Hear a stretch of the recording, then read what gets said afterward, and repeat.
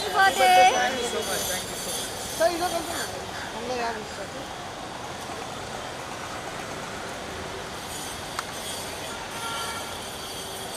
मेरे अप्पा है। हाँ बड़ा सा बात विशाल हैप्पी बर्थडे.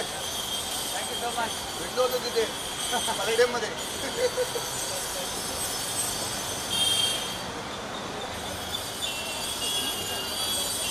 चलो अंदर चलो. Done done.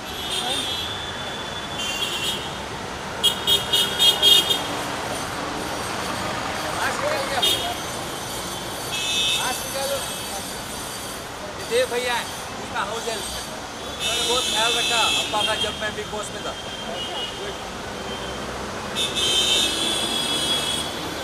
चलिए अंदर चलो.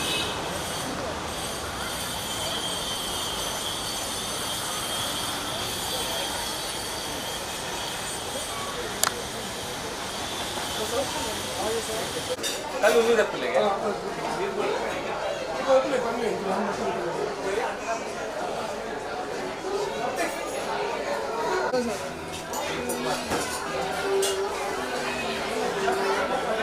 Happy birthday to you.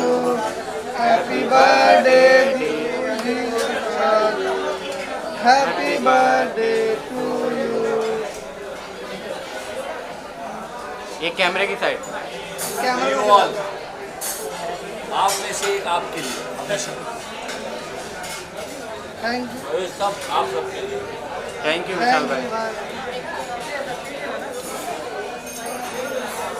बोल बा बोल बा.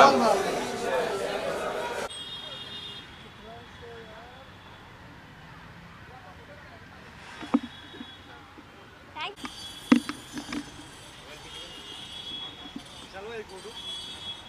Second rolling. So firstly happy birthday विशाल।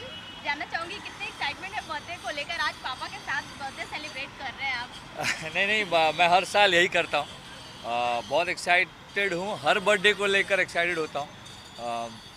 इन्होंने जन्म दिया तो इनके साथ बर्थडे मनाना बहुत इम्पोर्टेंट है। और मैं शिव भक्त हूँ, और शिव पार्वती ने एक बार अपने बच्चों से कहा था कि दुनिया का चक्कर लगाओ। कार्तिकेय निकल गए पृथ्वी का चक्कर लगाने के लिए, और गणपति जी ने सिर्फ माँ बाप का चक्कर लगाया।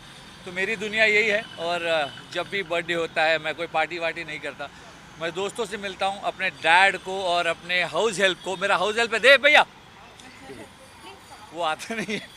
ये देव भैया हैं, ये पूरा साल भर मुझे खाना खिलाते हैं। तो मेरा फ़र्ज़ बनता है कि मैं जब मेरा बर्थडे हो तो एक दिन इन्हें खाना खिला सकूं। और इन्होंने मेरे अप्पा का बहुत ख्याल रखा जब मैं बिग बॉस में था। तो बस छोटी सी दुनिया है। अब मेरे अप्पा मेरे साथ है मेरे बर्थडे पर। कोई पार्टी शार्टी नहीं चाहिए, छोटा सा अप्पा के साथ, दैट्स द पार्टी। और यही मेरी दुनिया। ओके सर, आपसे जानना चाहूंगे आप क्या कुछ बताना चाहेंगे इनके बर्थडे को लेकर।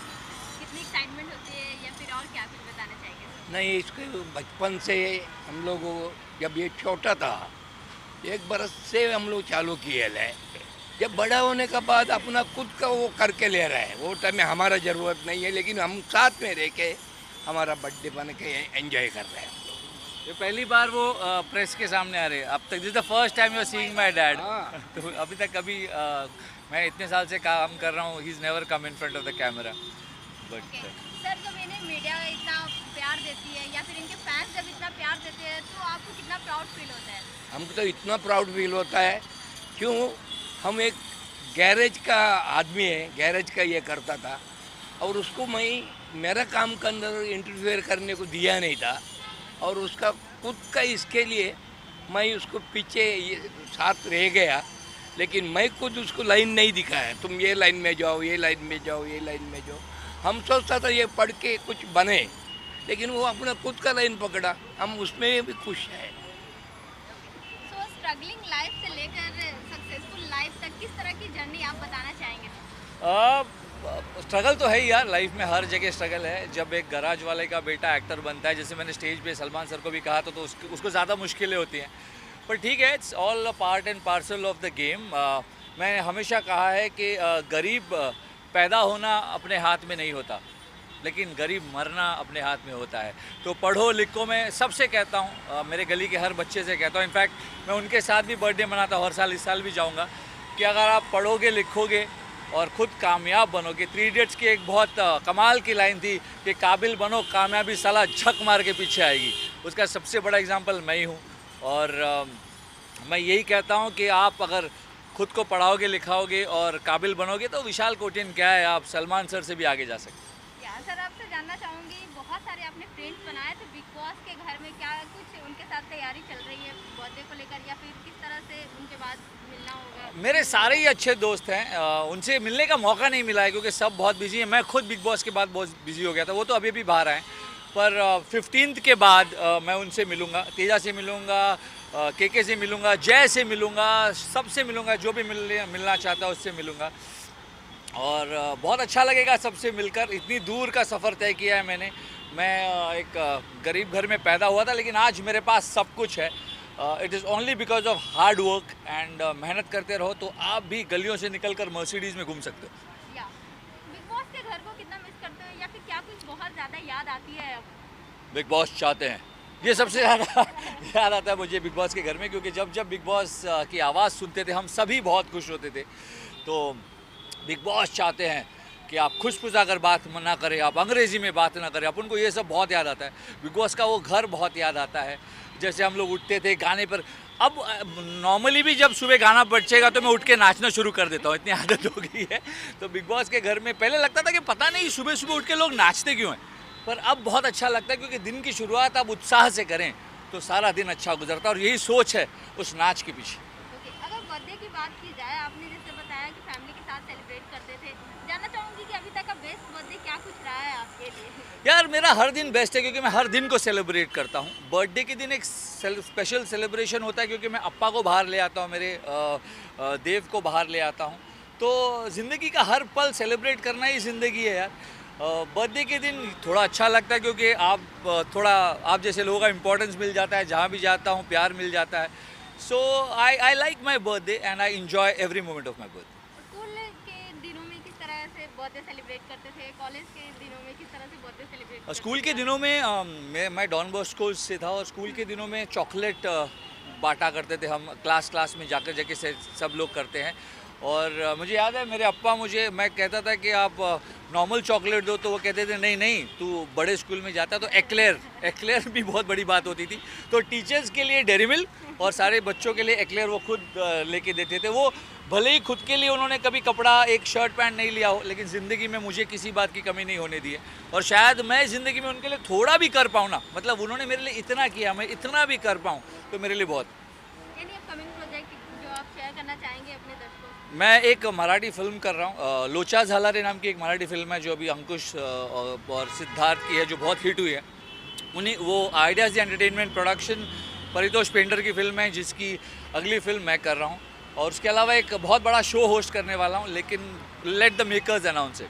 ओके, अभी कंगना मैम की लॉकअप भी आ रही है, उसमें क्या कुछ आपको ऑफर किया गया है, क्या कुछ बताना चाहेंगे विशाल आप? नहीं, मुझे ऑफर नहीं किया गया, मैं जस्ट बिग बॉस से बाहर आया हूँ यार, बहुत बड़ा शो है। But all the best to Kangana ma'am, all the best to Ekta ma'am. I hope and I am looking forward to that show as well. क्योंकि क्या होता है ना, जब आप बिग बॉस के घर में रहकर आते हो तो ऐसा कोई भी सिमिलर शो आता है तो आप बहुत ही ऐसा फील करते हो कि यार ये तो अपने जैसा है, देखते हैं यहाँ लोग कैसे मैनेज करते हैं। या खतरों के खिलाड़ी को लेकर क्या कुछ आपका सोचना है?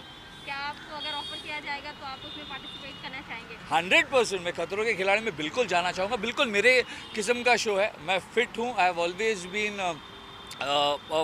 Fitness freak. हाँ, लेकिन बहुत सारे प्रॉब्लम्स भी हैं। मुझे रेप्टाइल से डर लगता है, मुझे ऊंचाई से डर लगता है, मुझे इंसेक्ट से डर लगता है। अब ये सारी बातें उनको बताइएगा मत।